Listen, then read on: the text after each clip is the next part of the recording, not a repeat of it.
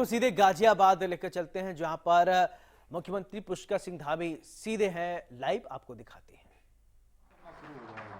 इस अवसर पर मैं ये भी कहना चाहता हूं कि जहां एक और हमारी पार्टी का जो संकल्प पत्र देश के सामने प्रस्तुत हुआ है, उस संकल्प पत्र में पूरे देश के अंदर यूसीसी को लागू करने की बात कही गई है। जो हमारे देश की आज़ादी के बाद हमारी पार्टी का एजेंडा रहा है, संकल्प रहा है, वो संकल्प आगे बढ़ा है। मुझे खुशी है भाइयों बहनों कि ये इस यूसीसी की जो गंगा है, ये ठीक उसी गंगा की तरह जो गंगा हमारे गंगोत्री से निकलकर पूरे देश को जल और जीवन देने का काम करती है, उत्तराखंड से यूसीसी की गंगा निकलकर पूरे देश के अंदर जाएगी।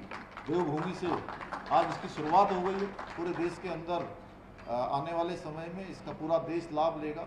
एक तरफ हम जहां यूसीसी की बात कर रहे हैं, वहीं जो दूसरी तरफ आज हमारे सामने दो प्रकार के लोग हैं। एक तरफ मोदी जी हैं जो कह रहे हैं भ्रष्टाचार देश के अंदर समाप्त होना चाहिए, परिवारवाद समाप्त होना चाहिए, देश के अंदर तुष्टीकरण समाप्त होना चाहिए, देश के अंदर वोट बैंक की राजनीति समाप्त होनी चाहिए।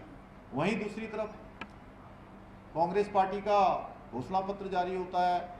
ममता बनर्जी वहां बंगाल में घूम घूम के कह रही है एनआरसी में लागू नहीं होने दूंगी, देश के अंदर यूसीसी लागू नहीं होने दूंगी।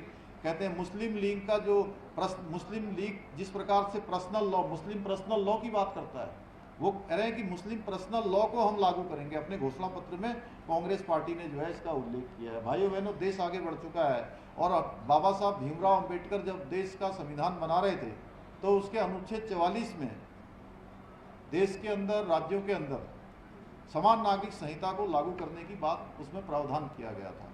और संविधान जिस बात को कहता है, वो देश की आज़ादी के बाद इतना लंबा कालखंड बीत गया, वो हो नहीं पाया।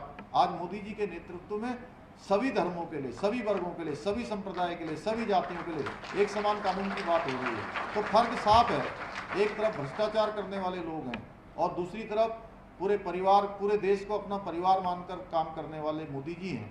तो हम सबको, क्योंकि मोदी जी ने हमेशा अनेक अवसरों पर कहा है, हर अवसर पर वो कहते हैं कि पूरा 140 करोड़ भारतीय जो है उनका परिवार है।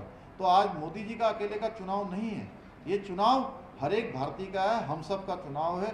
हम सब लोगों को अपना चुनाव मानकर इसको जब तक सातों चरण पूरे नहीं हो जाते हैं, जितना हम अपनी तरफ से कर सकते हैं हम सबको करना चाहिए।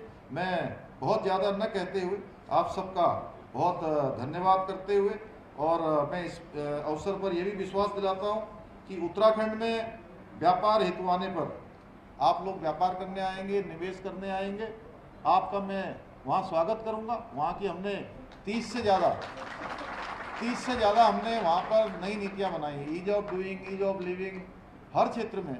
और बहुत जल्दी, आप तो अभी मैं यहाँ से आ रहा था, यहीं से जो हमारा देहरादून और दिल्ली का जो हाईवे बन रहा है, उसका काम इस साल के अंत तक पूरा हो जाएगा। तो ऐसा लगेगा कि आप यहाँ से दिल्ली ही जा रहे हैं या दिल्ली से थोड़ा आगे गुड़गांव तक जा रहे हैं, क्योंकि 2 से ढाई घंटे में आप देहरादून से, और आप तो 1 ही घंटे में पहुँच जाएंगे। हाँ, हरिद्वार तक पहुँच जाएगी, ट्रेन भी पहुँच जाएगी। तो इसलिए हम लोग सब लोग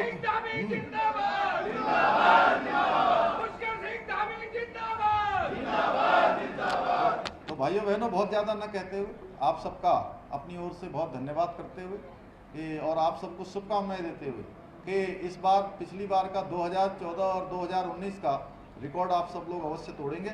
इतना ही आप सबसे निवेदन करते हुए मैं अपनी बात समाप्त। और इसी के साथ इस बुलेटिन में मेरे साथ फिलहाल इतने।